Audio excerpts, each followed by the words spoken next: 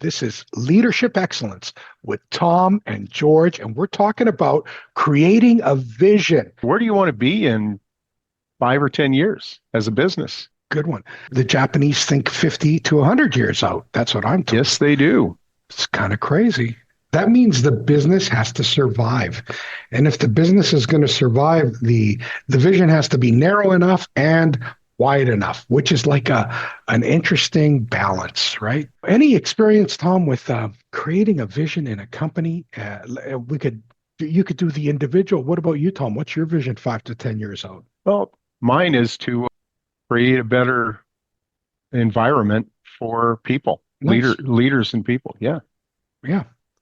Mine is to get all this untapped human potential to use for everybody that I touch. And that means like I'm open to calls. I'm open to connect with people. And I do dedicate a lot of my time, but it's a waste of time. People are stuck. They're stuck in their own thinking. And I Yeah. tell people like whether you say you can or whether you say you can't, you are correct. And it Yeah. stumps them, What Yeah. do you mean? What do you mean I'm correct? Yeah. They put that mental block in and they go against themselves. Yeah, yeah. Let's talk a little bit about vision. And this is one of the things in my first book I found, and I put it in my first book because I thought it was powerful, is there was a chart done where if you tell they have to do this, in other words, it's a standard in a company, they will exceed it and then they'll drop back below the have to do mark, and then they'll kind of come up and meet the have to do mark. And then there was a graph transposed on top of that of I want to do it. And it just went past the standard and it kept on going for productivity, right? If you want to do, there's a big difference versus having to do. That's one of the things I'll never Sure. forget. And I thought, wow, I better share this. You're going to be way more productive. You get up in the morning, you're excited to start your day like I am every day. And I think about a Japanese term called ikigai. Have you heard that term, Tom? I have heard of it. Yes. Yeah. Ikigai is identifying you love to do, identifying you can get paid for, identifying you're good at, and then identifying things, and I should have said things from the beginning, the world needs, and then the center of all those things cross, and that would be called your ikigai, because now you found your bliss. This is what your focus is in life. It's kind of like the why. Why does George exist? Well, I know my why. Other companies, maybe not much. They might not know why they exist. This is like an interesting topic. Go ahead, Tom. Share a little bit about your thoughts on vision. George, you're right. Too many, if you ask a lot of executives or, what their vision is or what their why is, they say it's all about money. Well, that might be the end state, but why do you get up in the morning? What drives you? Yeah, If it's just money, then, well, how much money and how are you going to get it? yeah, yeah. You have to, Money can't. Money's like a byproduct of doing the right things right. that's it. Yeah. I remember a book by Pascal Dennis, and he just happens to be Greek, and it's called Getting the Right Things Done. And I was as a consultant, I thought I was like the best consultant in the world because I would pick up the latest materials, understand them deeply, the materials, and then implement. And one of those books was Getting the Right Things Done. And what it talked about was creating a little bit of a vision in an organization, right? Creating a vision. And at the time, I was working for an aerospace company. We had a team meeting. I was in charge of bringing strategy deployment to that organization. Funny, it was like, let's create broad brush goals. That was one of the first steps is everybody says, what's our goal for next year? And we just picked words and we threw them up on a Yeah. wall. Yeah. And out of those words, we kind of narrowed it down to, 5, 10. fifth, I can't remember, but then we did paired. We looked at one word over the other and we said, which one would you choose? This over this or that over that? And then we narrowed it down to three words for that organization for the next year. And that was on time, engagement, and cash, because the parent company needed cash out of the organization I was in. Even that as a direction is pretty smart. Yeah. And that comes from that book. And then ultimately, you got to look at your current state. What are you good at? What went well last year? What didn't go well last year and why? Understanding what's going Understanding well. that why. Yeah. Understanding what's going well and what's not going well was important. And then we can craft real goals for the coming year. Yeah. Yeah. Creating vision, I think, is like, you know, where do you start? Well, and that's a good point. You have your vision, and then from your vision, you create your long-term goals. And from those, you come up with your sub goals. And from there, you come up with your KPIs, your key performance indicators. Yeah. Now It's you're kind of talking like the 64 chart, right? yeah, you're talking aligning your goals to your vision. Norman Bodek said, look, creating a goal is very difficult. Kids have goals. Like a 10-year-old kid will have a goal, but Yeah. we don't as adults, he said. Where do you start? Why don't you start with listing 50 things that you're proud of or 50 things that you're grateful for in your life? I created a little bit of a challenge in the app that I got, which is called the a Global Eight Waste Challenge, and I get people to list 50 things they're good at, they're proud of. This way they reflect on the past, and then what's the goal for the next coming years? People get to this point. Now this is the beautiful part, Tom. I don't let them list that as their vision. I usually say, what is after that? What's next? You achieved it. Yeah. Now, yeah, now visualize that you're there in the future. You've achieved your vision. What's next? And Yep. that's where the real thinking comes in. Yeah. Very good point. Yeah. You think about like on a vision, and I'll just go on just a vision for a big company, IKEA. Theirs is to create a better everyday life for people. And one of their long-term goals is 100% circular business by 2030. Wow. What does it mean to So be circular?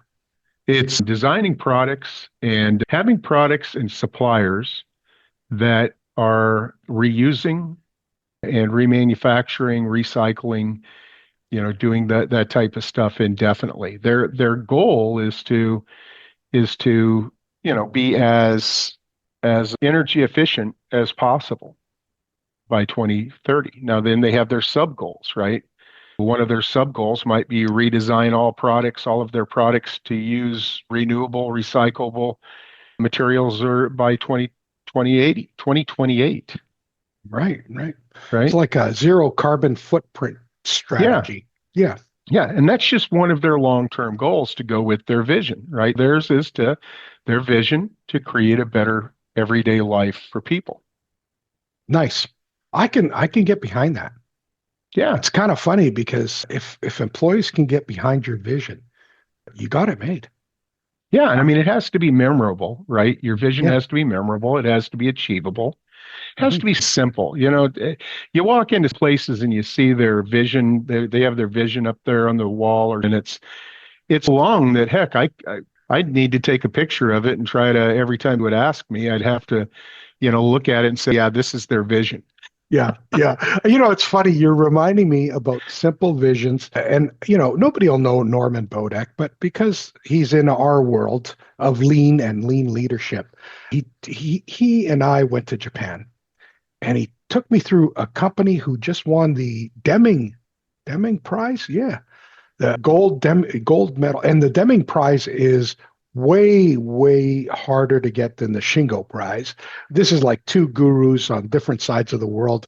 Deming is American, Shingo is Japanese, so we use Shingo here. They use the American Deming over there. You can't be a hero in your own backyard, is what it comes down to. This company, GC Dental, had a vision of no pain dentistry. You talk about three Oh, words, no pain dentistry. And that's what they're going after. Not only that, they believe in certain things. For example, that every one of their employees that dedicate their lives to no pain dentistry will be rewarded in the afterlife. And I'm going, wow, that's pretty serious. I mean, anybody gets behind that, now we're talking. Yeah. But what a vision. They're doing such a great job. And I think because of that, their simple vision. Very good, Yeah. Tom. Yeah. Yeah. Very simple. Yep. If we created one, what would it be? Well, to teach and develop leaders for tomorrow. Yeah, see, that's like the not the vision per se. That's kind of how we would go about it. I think our vision is no wasted human potential. That's our vision. There you go. Stop Yeah, that's stop good. wasting. Yeah, that's our vision. No wasted human potential. And how we would go about it is exactly what you said. Train and Yeah. develop people, challenge them to create they could get behind for themselves. Wow. From vision, how do you create a vision? Hey, close your eyes, think deeply about what you want for yourself and others in your life. Don't forget to include others. I remember including Joanne in my vision, and my world became a lot better because I took it with me, and Yeah. I loved it. You close your eyes, you just take 5 minutes. I know it's going to be like an eternity for people not to talk for 5 minutes. Take 5 minutes, let the energy around you tell you like this is where you should be in your life. This is where you should go. And you create that kind of vision for your organization, for your people. Share it with key people in your organization. Say, can we get behind this? And then the next step is we're going to create a goal. We need to understand our Yeah. current state before we create a goal, but we got to create a goal for 1 years, 5 years, 50 years, whatever it is. Yeah. Yeah. I don't know about you in the US, Tom, but in Canada, when you incorporate an organization, they consider that like a separate, they tax us based on that being we get taxed heavily. I know you guys have a much better situation, but the idea is that when you start a company, it's a baby and you want it to grow. Hopefully, it lives past you. Hopefully That's a that's your very good vision. analogy. Yeah. If it lives past you, you've done a good job. And large companies have done that. Disney, of course, others. It's lived past the founder. And Go ahead. Mhm. with that and growing, like you're saying, developing and growing, the leadership, when they're looking at 5 and 10 and 50 years out, they have to, they have to, they can't become full of themselves, Mhm. right? For instance, like Kodak, right? Became full of themselves that, hey, when digital photos came out, they said, hey, people are always going to use our film. We don't need to worry about that. And well, it bit them, right? And there's several instances like that. It doesn't matter how big you are. You have to continually look at your vision and think about where do you want your company to be in 5 or 10 years. Don't become comfortable that because you're big you might be the market leader today, but you always have to keep in mind that your competition wants what you have, and their Yeah. vision is to have what you have. Yeah. So It's a dog eat dog world. yes, you better have a vision that's going to keep them out of your business. Right, right. Competition is not such a bad thing, but you gotta be careful. Like the Swiss watchmakers, you're just spawning that memory for me. Joel Barker, I think it was, did a video on paradigms. What's a paradigm? It's a set of rule or regulations that we live our life by. And way back, Texas Instruments and Seiko from Japan walked by the Swiss watches, and these guys invented that really was a toy for them. It was like a digital display on a watch. They said this is not even worth patenting, not even worth patenting. And they walked by, they saw that toy watch, that wasn't worth patenting. They stole the idea, and they had 80,000 watchmakers around the world. They lost 55,000 because of the new business that Texas Instruments and Seiko started. It's like, be very careful, very, very careful. You want to be in the patenting business for no other than you can sell it to Seiko or sell it for no Yeah. other. I mean, I look back and I'm thinking, wow, blunders. We keep on thinking using our own rules and regulations, which is like, of course we are. We look at the world through our eyes. Of course, we're going to think that way, but the opportunities that we miss is pretty amazing. Well, yeah, because we have that block up, right? We put Yeah, that wall up and we're saying, yeah, that's nothing. Nobody's yeah, going to do that. you got it. Yeah. Wow. We have a vision. We might, in our vision, create type of goal. It doesn't need to be perfect, but what it does need to have is a date. I Yes. remember, one company I worked with in Winnipeg, they wanted to be $1 billion company by X. That's a people can't get behind, but the owners could because it's $1 billion and it's maybe twice the revenue that they had. Try to make your vision when looks at it like they can get behind, as an Yeah. organization. Yeah.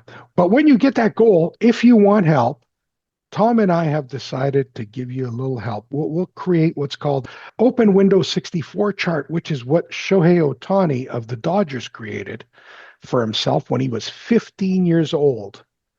All right, and look at him today. They just beat Oh, create it an was the Phillies. yeah, you got it. See, the Yeah. Phillies were a great team this And year. and the Phillies were, yeah, they were a great team. They were, I think, number one seed, weren't they?